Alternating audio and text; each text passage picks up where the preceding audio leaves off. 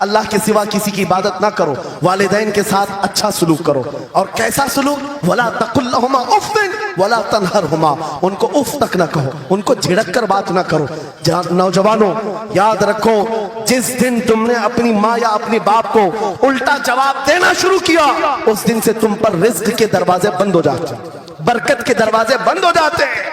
اور یہ تو بڑی بات ہے, حضرت مولانا روم فرماتے ہیں ماں یا باپ بچے کو بات کرنے میں جس دن ڈرنے لگ جائے, پتہ نہیں میرا بیٹا کیا سمجھے گا بولوں, جس دن وہ تم سے بات کرنے میں ڈرنے لگ جائے, سمجھ لو دنیا کا سب سے برا دن تمہارا شروع ہو چکا ہے. اللہ اکبر, شروع ہو چکا ہے. ہونا تو یہ چاہیے کہ تمہاری جوانی نہیں, تمہاری عمر بیتنے کو آ گئی. اگر ماں باپ کو اللہ نے سلامت رکھا, چاہے وہ بوڑھے بستر مرض پر ہوں, اس وقت بھی ادب کے بازو پھیلائے ہوئے ہوں, ادب کے بازو. آپ کو پتا ہے صحابہ اکرام بیٹھے, میرے آقا صلی اللہ علیہ وسلم, ایک خاتون آئی, رسول کھڑے ہو گئے, اپنی چادر بچھایا, اس خاتون کو بٹھایا. صحابہ کہتے ہیں ہم نے ایک خاتون کو, آئی ہوئی خاتون کو اتنا ادب کرتے ہوئے رسول اللہ کو پہلی بار دیکھ رہے تھے. وہ خاتون آئی, بیٹھی, مسکرائی, باتیں کی اور چلی گئی. صحابہ نے پوچھا یا رسول اللہ اس خاتون کا ادب کیا ہے؟ میرے آقا فرماتے ہیں یہ میری دائی, میری دودھ پلانے والی ماں حلیمہ سعدیہ, پیدا ہوئے نہیں, دودھ پلائی ہوئی ماں کا یہ ادب میرے نبی نے سکھایا. یہ اخلاق قرآن کے ہیں میرے عزیزوں, قرآن کے ہیں. یاد رکھو نوجوانوں, ان بوڑھے ماں باپ کو آج جتنے لوگوں نے ترسایا ہے اور انہیں گھٹ گھٹ کر جینے پر مجبور کیا ہے, وہ آج کی رات توبہ کر کے جائیں, توبہ کر کے جائیں, مصافحہ کریں, ان کے ہاتھ چومیں. یہ تم سے کیا تمنا رکھتے ہیں؟ بس اتنی کہ تم اپنے پیروں پہ کھڑے ہو جاؤ, ڈھنگ کا کمانا سیکھ جاؤ.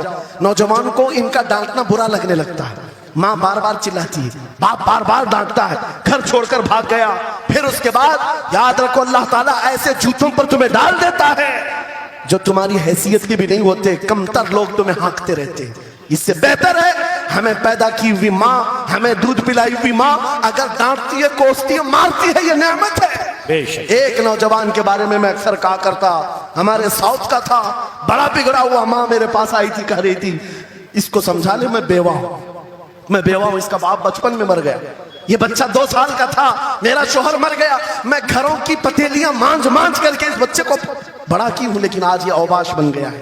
بدماشوں کی دوستی. میں نے اس نوجوان کو بلایا تھا, اپنے قریب کیا, سمجھایا, اللہ نے اس کو سمجھ دے دی. وہ لڑکا تھوڑا بہت سیدھے راستے پر آیا اور بنگلور گیا تھا کمانے کے لیے. میں نے کہا نوکری کر, تیری ماں کچھ نہیں چاہتی, وہ زندگی تو گزار چکی, اپنے ہاتھوں سے کمائی ہے, بس یہ چاہتی ہے کہ تیری کمائی کا ایک لقمہ کھا لے. اے نوجوان, کیا اپنی ماں کو اتنا بھی سکھ نہیں دینا چاہتا؟ گیا تھا کمانے کے لیے. میرے عزیزوں آج بھی وہ موجود ہے, آج بھی ہے. وہ کمایا, مہینہ بھر گزرا تھا یا 2 مہینے, اپنی تنخواہ لے کر کے وطن واپس آیا. اپنے گھر کے پاس جس دن وہ پہنچا تھا, گھر کے باہر بہت بھیڑ جمی تھی. لوگوں سے پوچھا اس نے تو پتا چلا اس کی ماں آج ہی صبح انتقال کی. اللہ اکبر. وہ پیسوں کی گڈی لا کر کے جو کمایا تھا 1 مہینے 2 مہینے کی تنخواہ ماں کے قدموں میں رکھ دیا. بہت رویا. یہ بات میں تقریروں میں اس لیے کہتا ہوں, اس نے کئی بار کہا مفتی صاحب نوجوانوں کو صرف اتنی بات کہیں, میں اس عذاب میں روز مرتا ہوں, میری ماں زندگی بھر لوگوں کے جھوٹے مانچ کر کے مجھے کھلاتی رہی اور میں ایک لقمہ میری ماں کو کھلا نہ سکا. جس دن میں لایا تھا پیسے یہ تو دنیا سے چل پڑی. مجھے آج روز اس بات کا غم ستاتا ہے. آپ نوجوانوں سے خطاب کرتے ہیں, کم سے کم ان سے کہہ دیں کہ تمہارے ماں باپ زندہ ہیں, ہوش میں آ جاؤ, اپنے ہاتھوں سے ان کو کھلا تو سکو, ان کے ہاتھ پکڑ کر چلا تو سکو. اس لیے کہ دنیا کی عظیم نعمت ہے, جس کا باپ زندہ ہے, جس کی ماں زندہ ہے, اس کے حق میں وہ دعا کر لیں. میرے آقا فرماتے ہیں نبیوں کی دعا امت کے برابر جو ہوتی ہے وہ باپ کی دعا بیٹے کے برابر ہوتی ہے. آج میں گفتگو سمیٹتا ہوں, ختم کر دیتا ہوں, اس لیے کہ اخلاق اسلام بہت وسیع موضوع ہے, بہت وسیع موضوع ہے, لیکن آپ کے لیے صرف اتنی بات کافی ہے کہ قرآن کو چھوڑ کر کے اگر دوسری جگہ سیکھنے جاؤ گے تو مارے پھرو گے. آج واپس آ جاؤ اسی قرآن پر جس کو میرے آقا نے ہمارے عروج کا ذریعہ بنایا ہے.